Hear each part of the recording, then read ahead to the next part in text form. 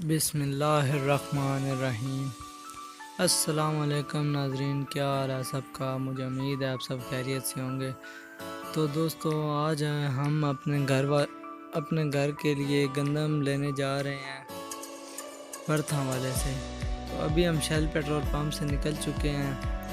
तो ये है सरेरा रेस्टोरेंट और मैरिज हॉल भी। तो मैं ज़्यादा बातचीत नहीं करूँगा, बस आपको रास्ते का व्यू दिखाऊँगा। ये तारड़ पेट्रोलियम है। तो इससे ज़्यादा मैं बोलूँगा नहीं, बस आप लोगों को ये बताना था कि हम किस किस तरह से जा रहे हैं। वो नीचे रास्ते का नाम भी लिखा होगा, तो एंजॉय करें। तो बाकी रास्ते में एक दो क्लिप भी मैंने एडिट किए हैं, वो भी पहुँच कर किए हैं। तो एंजॉय करें, शुक्रिया।